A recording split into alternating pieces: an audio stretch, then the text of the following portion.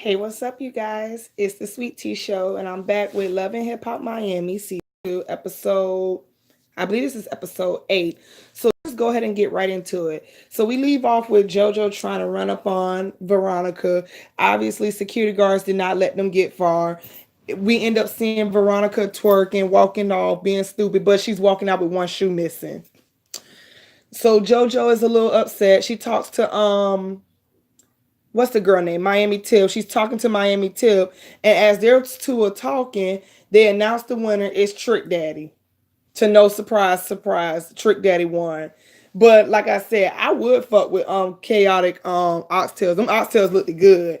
I didn't necessarily know too much about Trick Daddy's food. I honestly think Trick Daddy won because he had a truck, to be honest. That's why I think he won. Anywho, Miami Tip and JoJo talk, and as they talk, Miami Tip in comes Shay. Up, it says, "Hey, what's up, Angry Bird?" To Joe. This thing I know, switched so fast, jumped on this girl and snatched the girl whole wig off. And did y'all catch the part and show what JoJo hair looked like under that wig? And I'm trying to figure out, do JoJo have hair at all? Does she have like a little piece of ponytail? Like, does she have enough to braid? Or like, is she a cancer patient? Not trying to be fun, like it's shaved. Like, why they couldn't show her hair? Like, did she have a stocking cap under? Like, first of all, why is JoJo wearing wigs in the first place? Not trying to say it's for bald headed people, but I'm just saying, why is she wearing wigs anyway? But yeah, Shay snatches her wig, rubs the wig between her legs, jumping up, talking, I'm the wig snatcher. Call me when you want your wig back. And I'm like, so we think we want to fight because we snatched somebody's wig off. It was kind of funny. I'm not gonna lie. I'm like, what the hell? Is this what we call winning fights nowadays?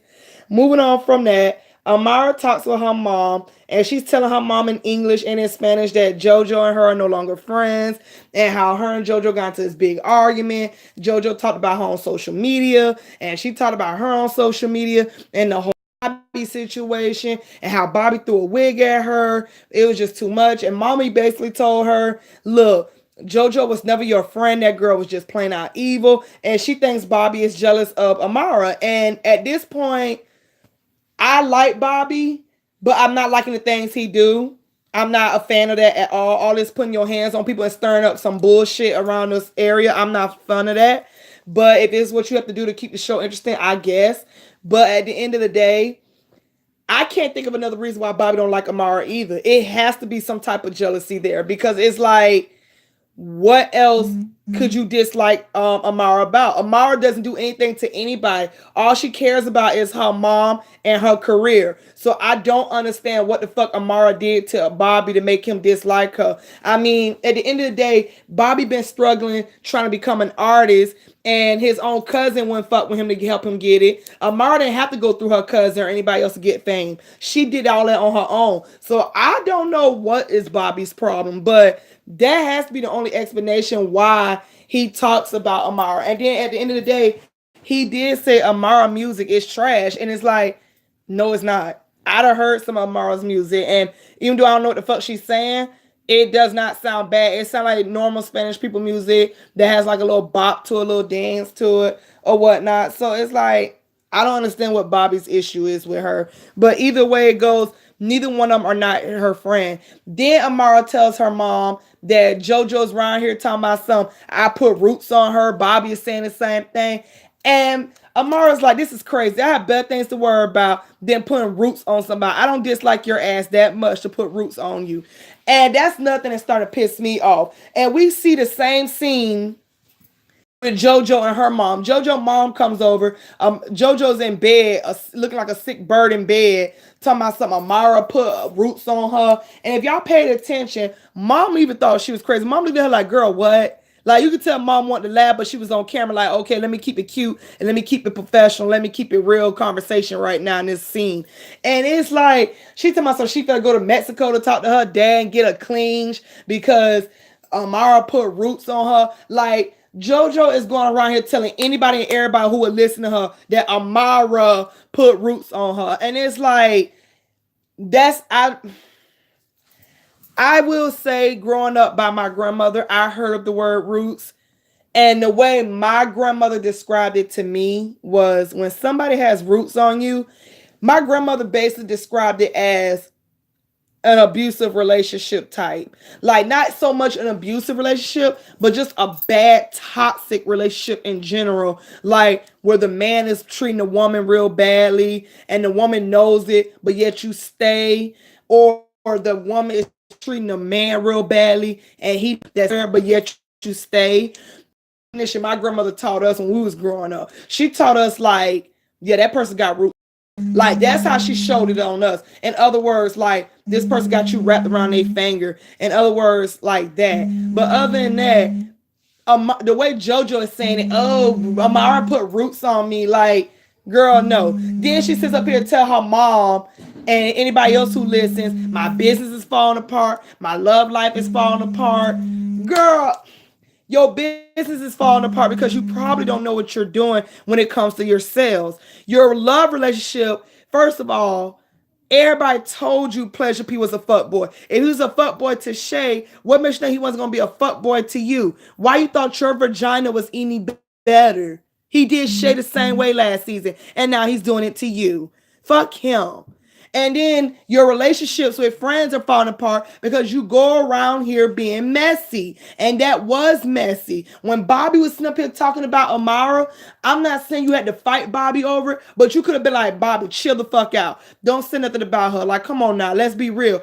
Anytime I had a friend that didn't like the other friend, I cut that shit short. I tell them right then and there, don't do that fuck shit in front of me. Don't say nothing about this person in front of me, especially when they're not even here to defend themselves. I cut it. I don't kiki.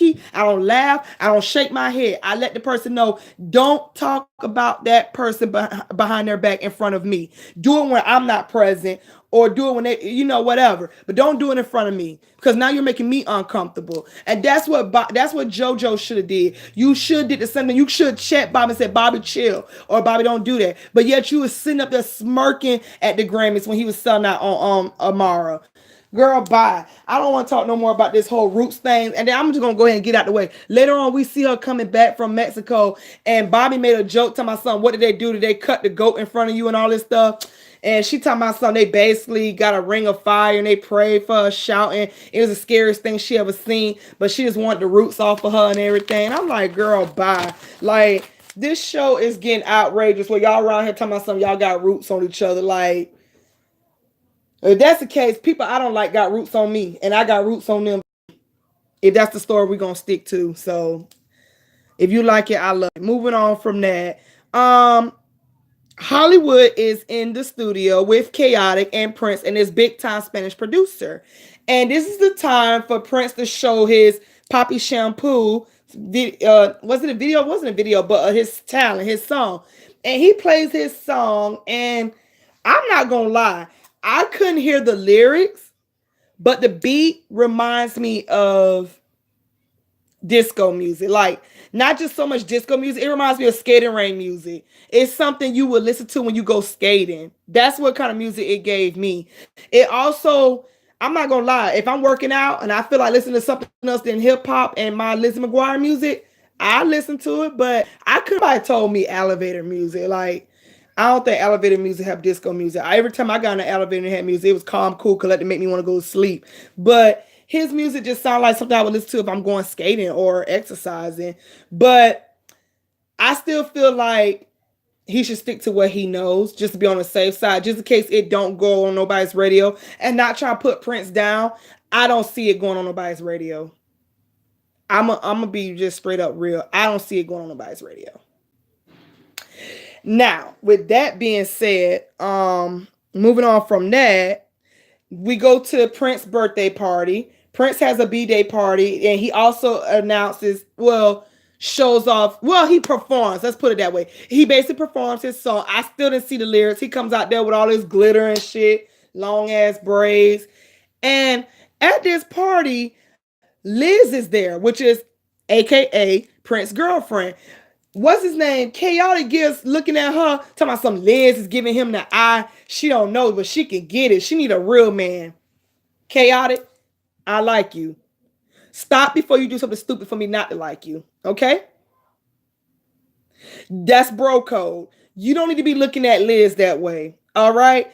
First, you're going after Trick's wife, even though they need to be getting a divorce. Now you're trying to go after this man's girlfriend. Like, come on, bro. You looking thirsty. It's not that serious. Talking about some she was giving him the eye. It probably was the other way around, but Liz probably was giving him the eye. I don't know. Bobby did scream that she's a manipulator. Girl, bye. I don't know. Moving on from that, Amara walks over and she sees no, Amara was talking to, I believe, Michelle Pooch. Yeah, Michelle Pooch was there, and she was telling Amara about Trick Daddy needs to take her on a date, or you should let Trick Daddy take you on a date, which I think is so disgusting. Trick gives me sugar daddy teasing. He don't even give me that because he looked like he broke his fuck. But either way it goes, Shay walks up. Shay was like, I heard what happened between you and JoJo. And basically, Amara apologizes and tells Shay you was right. And I shouldn't have kicked you to the side. Shay was like, yeah, you divorced me to be with that bitch, but I guess I'll accept your apology and you can propose to me again. So all is well. They're good friends again.